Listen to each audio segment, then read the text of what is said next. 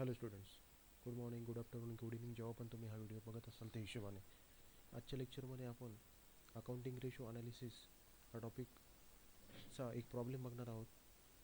मागच्या लेक्चरला आपण problem number 1 बघितलं होतं. या लेक्चरमध्ये आपण प्रॉब्लेम नंबर 2 बघणार आहोत. S O com N E P 2024 आणि T Y com C B S E pattern याच्यासाठी हा टॉपिक ॲप्लिकेबल आहे. टॉपिकचा वेटेज 15 ते 20 मार्काचं आहे. आपण प्रॉब्लेम बघू आणि कशा पद्धतीने तो सॉल्व करायचा ते पण बघू. So let's get started. सर्वांना विनंती आहे की त्यांनी यूट्यूब चॅनलला सबस्क्राईब करा आणि व्हिडिओला लाईक आणि खाली कॉमेंट सेक्शनमध्ये कॉमेंट करा.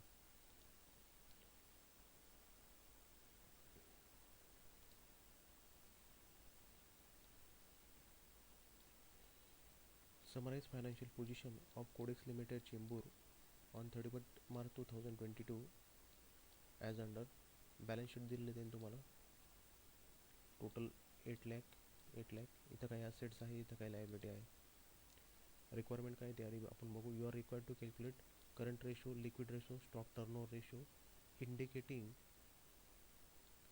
Significance of each ratio. Significance म्हणजे वैशिष्ट्य, महत्त्व किंवा इंडिकेशन, की हा जो रेशो तुम्ही कॅल्क्युलेट केलेला आहे त्याच्यातून काय इंडिकेट होतं आहे ते तुम्हाला सांगायचं आहे.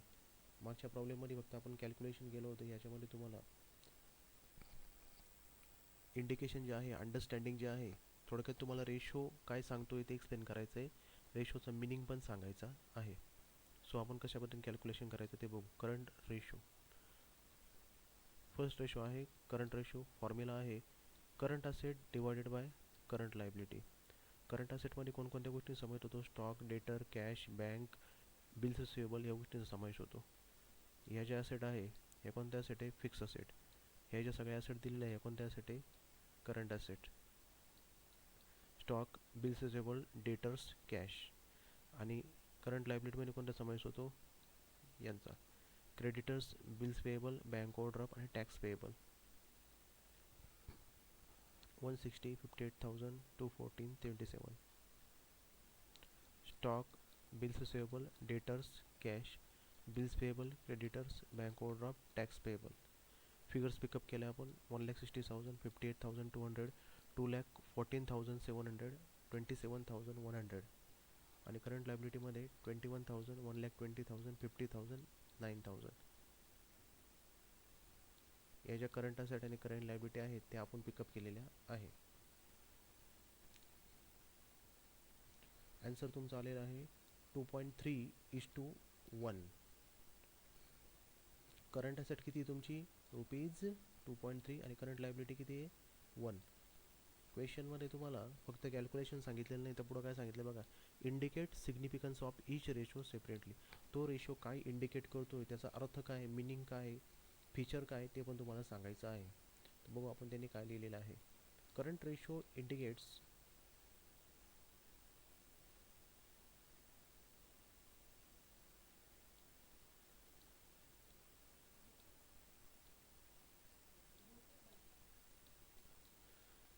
Current ratio indicates. आता इथं आपण एक्सप्लेन केलेलं आहे त्याचा अर्थ काय आहे आणि ॲन्सरशी कनेक्ट केलेलं आहे.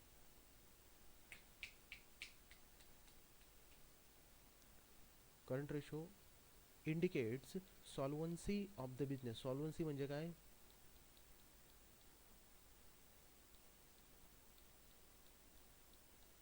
सधनता. तुमचा बिझनेस सधन आहे की नाही, त्याची फायनान्शियल पोझिशन चांगली आहे की नाही, त्याची आर्थिक प्रकृती चांगली आहे की नाही, हे कोण इंडिकेट करतं? करंट रेशो इंडिकेट करतं. Current ratio indicates solvency of the business organization. आणि याच्यापेक्षा एक वर्ड त्या ठिकाणी चांगल्या पद्धतीने फिट होऊ शकतो, तो म्हणजे short term solvency.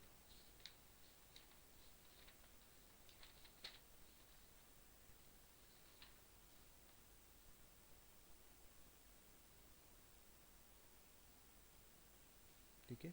Short term सॉल्वन्सी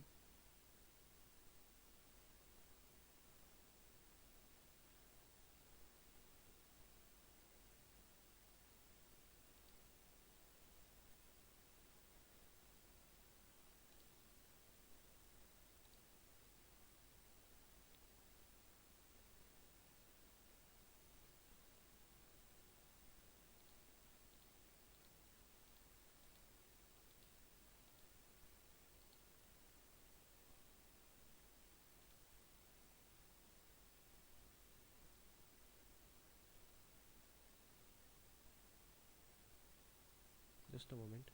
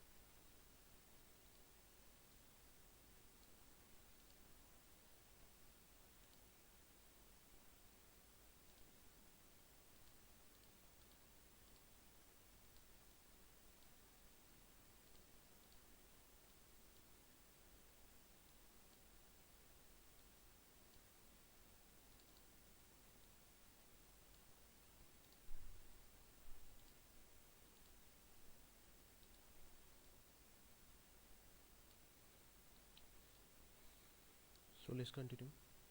The current ratio indicates short-term solvency or short-term strength of business organization. Business organization सदंतता असू दे and its ability to pay or meet its liability.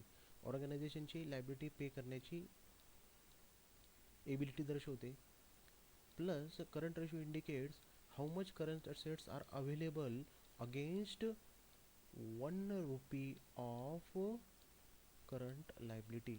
इथं बघा, 1 रुपये करंट लायबिलिटी, त्याच्या अगेन्स्ट किती current asset available आहे, ₹2.3. हे त्या ठिकाणी सांगितलेलं आहे की एका करंट 1 रुपयाच्या करंट लायबिलिटीच्या अगेन्स्ट तुमच्याकडे किती करंट असेट आहेत. तर तुम्हाला एक्झाममध्ये हे लिहावं लागेल. जर एक्झाममध्ये आलं तर current ratio indicate short term solvency, short term short term strength, solvency of business organization, how much current assets are available to meet 1 rupee of current liability. आता हा पुढचा पॉईंट महत्त्वाचा आहे, कालच्या लेक्चरमध्ये पण डिस्कस केला होता. Recommended or ideal current ratio is 2:1. Ideal current ratio किती आहे, 2:1. म्हणजे करंट लायबिलिटी ₹1 आणि 2 current asset. It meant current asset should be twice or double that of the current liability. म्हणजे करंट असेट करंट लायबिलिटीच्या double पाहिजे असं इंडस्ट्रीमध्ये recommend केलेलं आहे. In the above case current assets are ₹2.3. Current asset किती, ₹2.3 and current liability is ₹1. It is a good current ratio. ठीक आहे, हा एक चांगला करंट रेशो आहे, हेच त्यांनी सांगितलं आहे. ठीक आहे. नेक्स्ट लिक्विड रेशो, त्याला म्हटलं जातं ॲसिड टेस्ट रेशो किंवा क्विक रेशो. एक्झाममध्ये तुम्हाला फिल इन द ब्लँकमध्ये क्वेश्चन येऊ शकतो. Liquid ratio is also non as, आणि ब्रॅकेटमध्ये ऑप्शन दिलेले असतील, ॲसिड टेस्ट रेशो किंवा क्विक रेशो. फॉर्म्युला आहे liquid ratio divided by liquid liability. आता इथं बघा, हे जे तुम्ही लिहिलेलं आहे ना, stock, debtors, cash, bills receivable, bills payable, creditors, bank overdraft आणि डे टॅक्सेबल, या करंट असेट आणि करंट लायबिलिटी, याच्यातून ही असेट हीच असेल माझ्या मते स्टॉक, आणि ही असेट ही लायबिलिटी बँक ओव्हरड्राफ्ट. करंट असेटमधून जर स्टॉक बाहेर काढला आणि करंट लायबिलिटीमधून जर बँक ओव्हरड्राफ्ट बाहेर काढला तर तुमच्या लिक्विड असेट आणि लिक्विड लायबिलिटी तयार होईल. बघा इथं बघा, स्टॉक याच्यामध्ये नाही आहे, क्लिअर आहे, स्टॉक नाही आहे, डेटर कॅश बिल्स रिसिवेबल. आणि खाली बघा करंट लायबिलिटीमध्ये BOD नाही आहे, बँक ओव्हरड्राफ्ट नाही आहे करंट लिक्विड लायबिलिटीमध्ये. Bills payable, creditors, tax payable. बघा बिल्स पेएबल किती, बिल्स रिसिवेबल किती, 58,200, 214,700, 27,100, 21,000, 1,20,000, 9,000, 3,00,000 डिवायडेड बाय 1,50,000. ॲन्सर आलेला आहे 2:1. आता लिक्विड रेशो काय सांगतो ते बघा. Liquid ratio denote short term solvency of the business enterprises and ability of the organisation to pay meets its day to day commitments. ठीक आहे. तर लिक्विड रेशो काय इंडिकेट करतो, शॉर्ट टर्म सॉल्वन्सी तर इंडिकेट करतोच करतो, परंतु ऑर्गनायझेशन आपली day to day commitment, day to day liability pay करू शकत आहे की नाही हे पण दर्शवतो. For example, raw material purchase तुम्ही डेली करणार आहे, ते पेमेंट तुम्ही करू शकताय का? लेबरला तुम्हाला पेमेंट पिरियडिकली करावं लागणार आहे, तर ते लेबरचं पेमेंट तुम्ही करू शकत आहात का? या तुमच्या ज्या डे टू डे ॲक्टिव्हिटी आहे, त्याच्या ज्या लायबिलिटी आहे त्या तुम्ही पे करू शकता आहात की नाही, हे डिनोट करण्याचं काम कोण करतो? Liquid ratio. Ideal liquid ratio is 1:1. Remember करायचं आहे, 1:1. In the above case it is 2:1, which is quite satisfactory, which is quite satisfactory. ठीक आहे. 1:1 पाहिजे तर इथं 2:1 आहे, which is a good sign. Next आहे stock turnover ratio. Stock turnover रेशोचा काल आपण फॉर्म्युला बघितला होता, cost of good sold divided by average stock. परंतु हा जो प्रॉब्लेम आहे याच्यामध्ये COGS काढण्यासाठी, कॉस्ट ऑफ गुड सोल्ड काढण्यासाठी सेल्स आणि GP ह्या दोन गोष्टी मिसिंग आहे. GP दिलेला नाही आहे. तर फॉर्म्युला बघा काय तयार होईल. इथं तुम्हाला फॉर्म्युला वापरायचा आहे net sales divided by average stock. Net sales divided by average stock. बघा working note, net sale average stock. काय काय माहिती दिली चेक करा प्रॉब्लेममध्ये. प्रॉब्लेममध्ये बघा काय म्हटलं आहे, स्टॉक ऑन 1 एप्रिल 2021. आपण एक काम करू, इथं 31 मार्च 2025 करू, इथं 1 एप्रिल 2024 करू, लेटेस्ट इयर 31 मार्च 2025. बघा stock on 1 April 2024 was less by ₹20,000 than stock and 31 March 2025. याचा अर्थ काय झाला मराठीमध्ये, 1 एप्रिल 2024चा ओपनिंग स्टॉक जो आहे तो कमी आहे. कितीने कमी आहे? 20,000ने कमी आहे. कोणाच्या? क्लोजिंग स्टॉकच्या. क्लोजिंग स्टॉक 31 मार्च 2025चा. ठीक आहे. इथे बघा हा जो स्टॉक दिसतोय हा कधीचा आहे? 31 मार्च 2025चा. सॉरी, हा 1,60,000. बघा कसा काढलाय.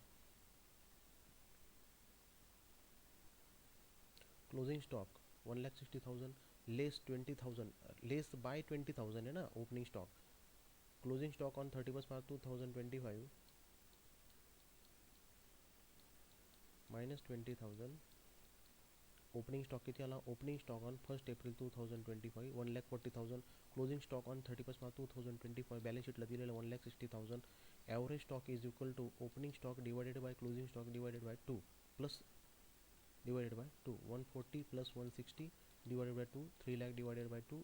ॲन्सर आलं 1,50,000. ठीक आहे. ॲव्हरेज स्टॉकची गरज होती तो आपण काढलेला आहे. नेट सेल्स कसं येतो बघा, नेट सेलची माहिती काय बघा, काय काय दिलेली इथं बघा. पॉईंट नंबर 2 मध्ये कॅश सेल्स किंवा टर्नओव्हर किती आहे? हा क्रेडिट टर्नओव्हर दिलेला आहे हा, आणि रिटर्न इनवर्ड दिलेला आहे. रिटर्न इनवर्डलाच आपण टेक्निकली काय म्हणतो? Sales return. बघा cash sales, cash turnover 32,700 plus credit sales, credit turnover 5,37,600.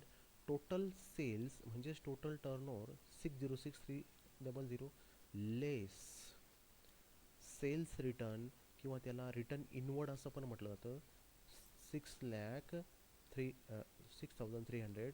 तुमचा नेट सेल आलेला आहे 1,60,000. Net sales 1,60,000 divided by average stock. Answer आला आहे 4 टाईम. कालच्या लेक्चरला तुम्हाला सांगितलं होतं, मागच्या लेक्चरला प्रॉब्लेम नंबर 1मध्ये टर्नओव्हर रेशो ज्या ठिकाणी येतो त्यावेळी आपण काय शब्द प्रयोग करतो? 4 times. Significance. Stock turnover ratio indicate speed with which stock moves in the business unit.